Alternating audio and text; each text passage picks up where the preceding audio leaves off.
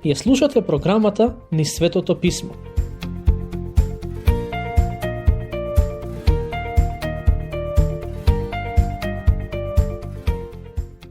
Продолжуваме со обработка на посланието до Филипјаните. Предходниот пат стигнавме до глава 2, стих 12. Во овој дел од посланието, апостолот Павле ни го представува Христос како пример за нас христијаните. Во 2.5 пишува дека треба да ги имаме истите мисли како Христос. Сакам само да ве потсетам дека кога Павле вели да ги имаме истите мисли како Христос, тоа не значи дека сме повикани да го имитираме, туку да му дозволиме нему, преку Светиот Дух, да живее преку нас. Само на тој начин ќе можеме да имаме понизни мисли, дела и зборови. Токму понизноста е една од главните одлики на Господ Исус, бидејќи тој ја напушти небесната слава, се понизи и дојде на овој свет за да ни служи.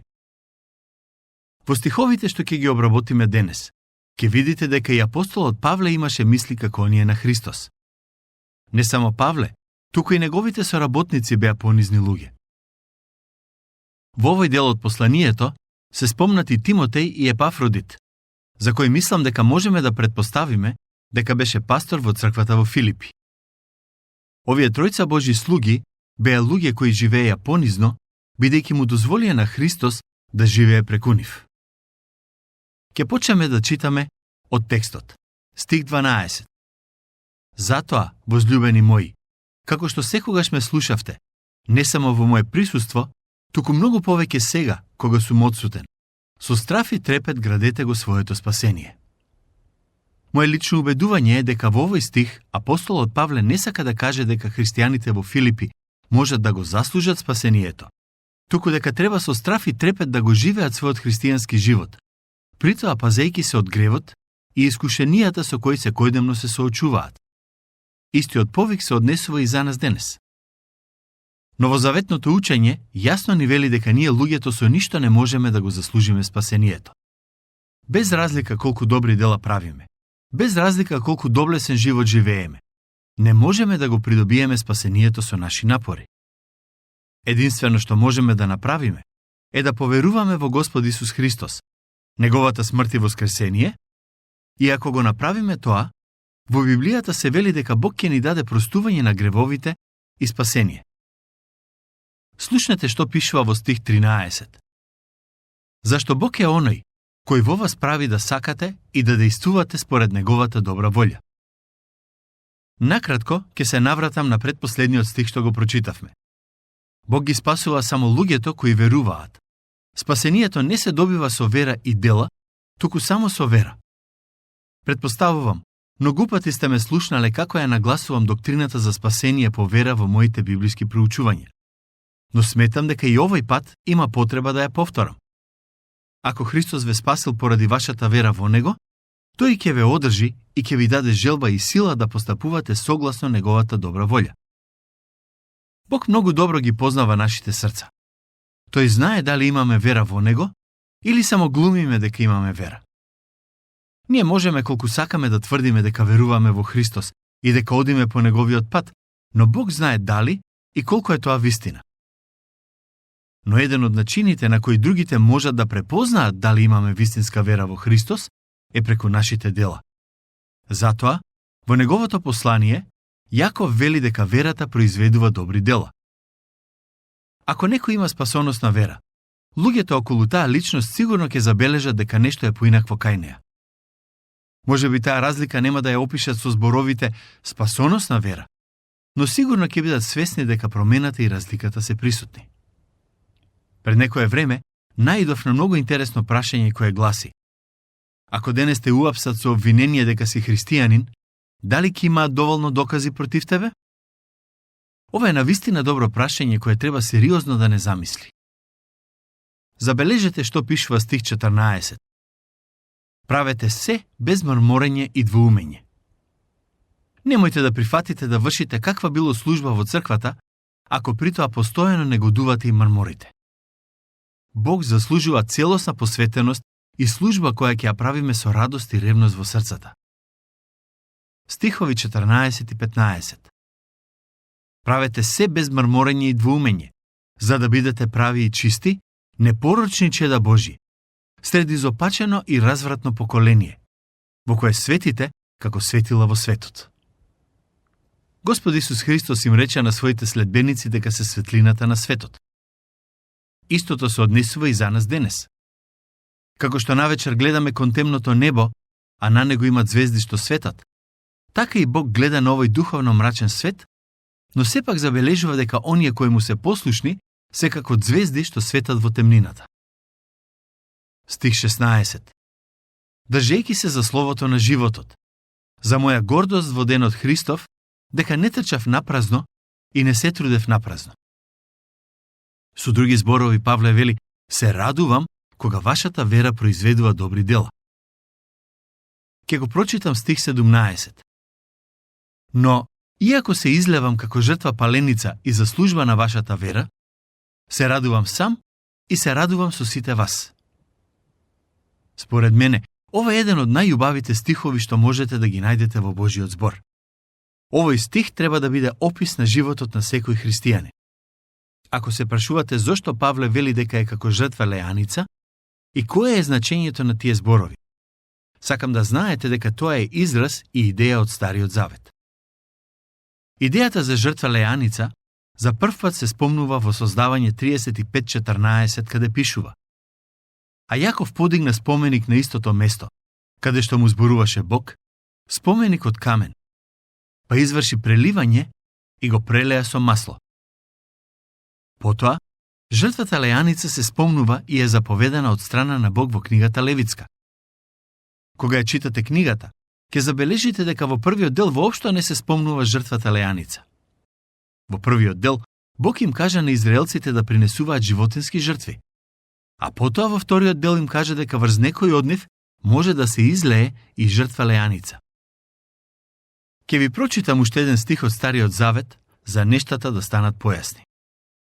Во книгата Левит 23:13 пишува: А заедно со него и лебен принос, 0,2 ефа пченично брашно, измешано со масло како жртва на Господ со благопријатен мирис, и со него прелив од 1/4 ин вино.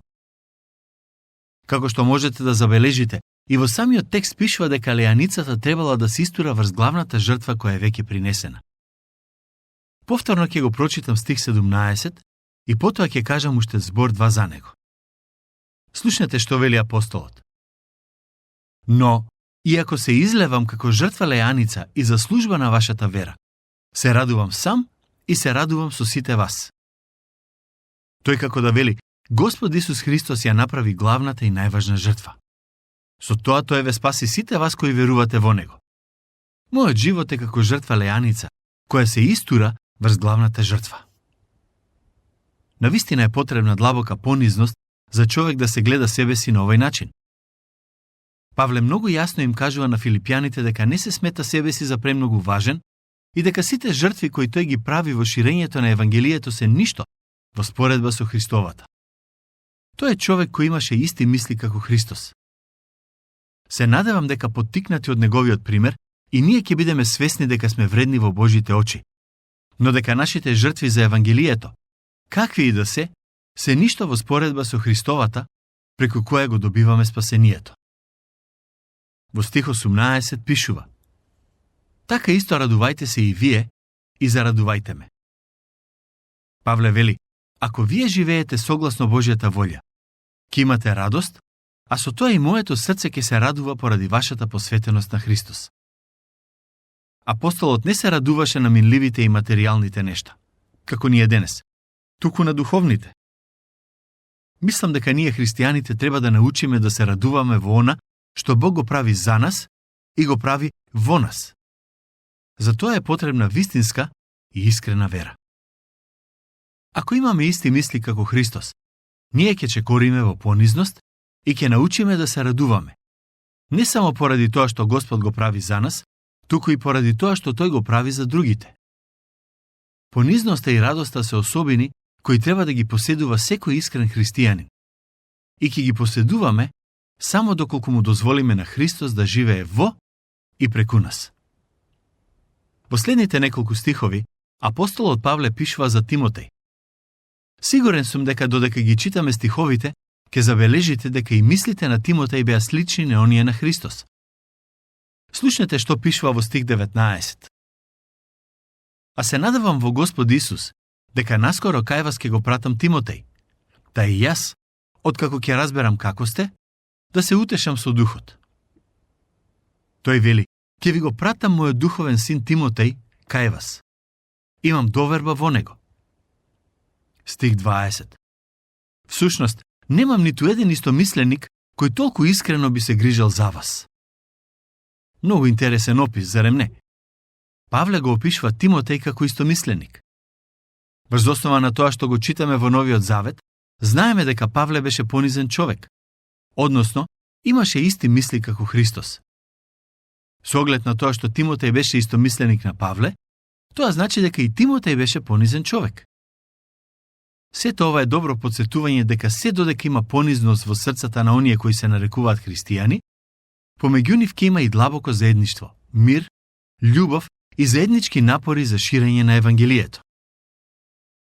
Во еден од следните стихови, а и во друго послание од Новиот Завет, Павле го нарекува Тимотеј син. Мислам дека причината зошто го нарекува така е фактот што Тимотеј го доби спасението откако го слушна проповедањето на Павле. Сигурен сум дека Павле навистина гледаше на Тимотеј како на свој син и се грижеше за него како за свое дете. Не само тоа, туку Новиот Завет, а и црковното предание, јасно ни сведочат дека Тимотеј ја продолжи работата на Павле во Ефес и ревносно го проповедаше Евангелието, а и се бореше против ересите. Ајде да чуеме што пишува во стих 21.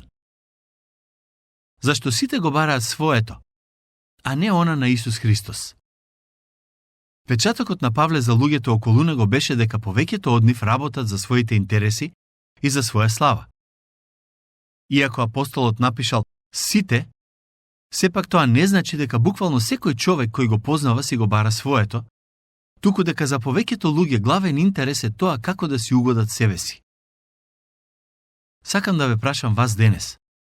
Која е главната цел на вашиот живот? Да си угодите себе си или да живеете живот кој ќе е угоден на Христос и живот преку кој Христос ќе се прослави? Размислете добро за ова. Забележете што вели Павле за Тимотеј. Стих 22.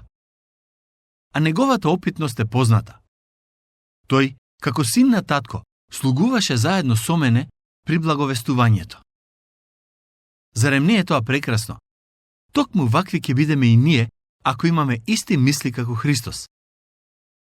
Понизноста во Христос ги обединува луѓето подобро од било кој друг фактор или причина на овој свет. Ако сме понизни, ќе можеме да имаме заедништво, а и со здружени сили да му служиме на Христос.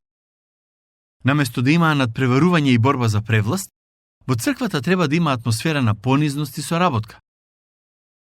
Ако ние христијаните живееме на тој начин, сигурно ќе оставиме добар пример и богоугодно сведоштво пред светот. Павле продолжува и вели: Него пак се надевам дека ќе го испратам веднаш, штом ќе дознаам што ќе стане со мене, а се надевам во Господ дека и сам скоро ќе дојдам кај вас. Очигледно е дека апостолот се надеваше дека ќе биде ослободен од затвор. Според едно предание, се верува дека Павле бил ослободен за краток период, но кога Нерон стапил на власт, тој ги прогонувал христијаните, го затворил апостолот, а и наредил да биде погубен. Во следниот стих читаме и за Епафродит, еден од најблиските соработници на Павле и Тимотеј. Слушнете што пишува во стих 25. Сметам дека е потребно кај вас да го испратам братот Епафродит, мој сотрудник и соборец во војувањето, а ваш пратеник и помагач во потребите мои. Можеби ќе се прашате, кој е Епафродит? Одговорот е, тој беше пастор на црквата во Филипи. Како што кажав претходно, Павле беше човекот кој ја започна и основа црквата во Филипи, а потоа Епафродит ја презеде улогата на духовен водач во таа заедница. Мислам дека двајцата беа блиски соработници, бидејќи и двајцата имаа исти мисли како оние на Христос. Забележете со какви пофални зборови Павле пишува за Епафродит. Го нарекува свој брат, сотрудник, соборец во војувањето, пратеник и помагач во неговите потреби. За разлика од некои така наречени христијани кои му забија нож во грб на апостолот, Епафродит беше негов соборец и заедно се бореа при објавувањето на Евангелието. Стих 26. Бидејќи тој копнееше да ве види сите вас и многу жалеше што сте чуле дека бил болен. На апостолот Павле воопшто не му беше проблем да ги пофали оние кои навистина се трудеа при ширењето на радосната вест. Во стихот кој го прочитавме, тој го зема Епафродит за пример и вели на црквата во Филипи, тој копнееше да ве види и му беше непријатно кога дознавте дека е болен и што бевте загрижени за него. Следниот пат ќе продолжиме да размислуваме за останатите стихови од глава 2, а и ќе почнеме со проучување на глава 3.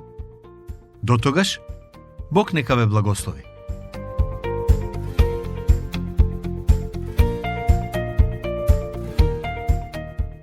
Слушнавте емисија од програмата Ни Светото Писмо.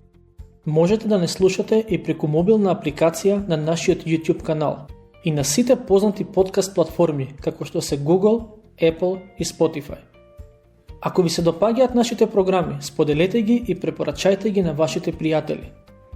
Бидете слободни да оставите свој коментар или да ни пишете на нашата имейл адреса nissvetotopismo@gmail.com. Следете ги нашите страни Nis Светото Писмо Македонија на Facebook и Instagram. Емисиите од оваа серија можете да ги најдете и на нашата веб страна ttb.twr.org.